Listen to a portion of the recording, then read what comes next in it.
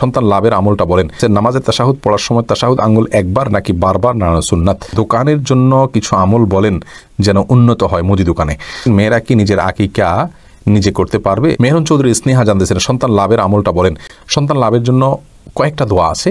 একটা দোয়া বলছি, রব্বি হাবলি মিনাস সলিহিন, বেশি বেশি পড়বেন রব্বি হাবলি মিনাস সলিহিন। আরও অনেকগুলো দোয়া আছে। এমডি শওকাত হোসেন জানতেছেন নামাজের তাশাহুদ পড়ার সময় তাশাহুদ আঙ্গুল একবার নাকি বারবার নাড়ানো সুন্নাত। তাশাহুদ পড়ার সময় আঙ্গুল উঠানো এবং নামানো, এটা হলো সুন্নাত। বারবার নাড়ানোকে অনেক ওলামা ইকরাম সুন্নাহ মনে করেন, আমরা সেটাকে সঠিক মনে করি না। হাদিসে নাড়ানোর কথা বলা আছে, কিন্তু নাড়ানো মানে উঠানো এবং নামানো, এটাই নাড়ানো বলতে আমরা বুঝি। সারাক্ষণ নাড়াতে থাকে, হাদিসে আছে এটা নাড়ানোটা শয়তানের উপরে লোহার আঘাতের মতো। এই নাড়ানো মানে উঠানো এবং নামানো, এটাকে আমরা বুঝি। আর সারাক্ষণ নাড়াতে থাকা, এটা আমরা এখানে সঠিক মনে করি না। এই বুঝটাকে হাদিস থেকে যারা এটা বুঝেছেন, এটা সঠিক মনে করি না। এর কারণ হলো বেশিরভাগ হাদিসই ইউশিরু এসেছে, অর্থাৎ আপনার তাশাহুদের সময় আঙ্গুল দিয়ে ইশারা করতে হবে। তাছাড়া আঙ্গুলটা কেন উঠাতে হয়? আমরা মুখে সাক্ষ্য দিচ্ছি, আঙ্গুল উঠিয়ে সেই সাক্ষ্যটাকে, মুখের সাক্ষ্যটাকে হাতের সাথে আমরা মেলাচ্ছি, যার কারণে হাত উঠিয়ে সাক্ষ্য দেওয়া মূলত। তো নাড়াইতে থাকলে তো আর সাক্ষ্য দেওয়া হয় না আসলে বিষয়টা।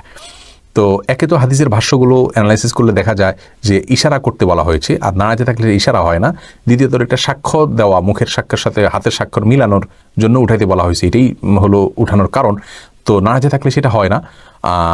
আর তৃতীয়ত নাড়ানোর ব্যাপারে যে হাদিস রয়েছে সেটাকে আমরা এভাবে ব্যাখ্যা করতে পারি যে উঠানো এবং নামানো এটাই নাড়ানো। তাহলে সবগুলোকে সামনে রাখলে উঠানো এবং তাশাহুদ শেষ করে এটাকে নামানো, এটাকে আমরা অধিকতর শুদ্ধ মনে করছি। যদিও অনেক ওলামা ইকরামের মতে যতক্ষণ আপনি বসে থাকবেন হালকা হালকা করে নাড়াতে থাকবেন, এই নাড়ানোটা শয়তানের জন্য আঘাতের মতো হাদিসে রয়েছে, সেটাকে তারা সেই ব্যাখ্যাটাকে নিয়েছেন। অতএব তাদেরটাকে আমি ভুল বলছি না, কিন্তু আমার কাছে যেটা সঠিক মনে হয়েছে আমি সেটাই শুধুমাত্র বলেছি। অ্যাঞ্জেল শারিকা এটি থেকে আপনি জানতে চাইছেন দোকানের জন্য কিছু আমল বলেন যেন উন্নত হয় মুদি দোকানে। দেখুন বোন, দোকানে উন্নতির জন্য প্রথম কথা হলো ভালোভাবে পরিশ্রম করবেন, সময় মতো দোকান খুলতে বলবেন এবং অত্যন্ত দায়িত্বশীলতার সাথে কাজ করতে বলবেন।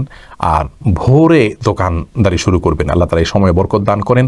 আর বিসমিল্লাহ বলে সব কিছু কাস্টমারকে দিবে, রাখবে, সব কিছুতে আল্লাহর নাম নিবে।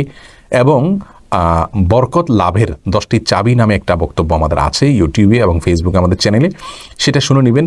ইনশাআল্লাহ বরকত লাভের আমলগুলো যদি আপনি করেন আল্লাহ তাআলা রব্বুল আলামিন বারাকা দান করবেন। আর বরকত এই বিষয়টা আসলে দেখা যায় না, আমরা মনে করি অনেক পয়সা হলে বরকত হয়। বরকত মানে কল্যাণ। কল্যাণ আল্লাহ রব্বুল আলামিন যদি ফায়সালা রাখেন, অনেক অল্প বিক্রির মধ্যে বাহ্যিক অসুস্থতার মধ্যেও বরকত বা কল্যাণ থাকতে পারে।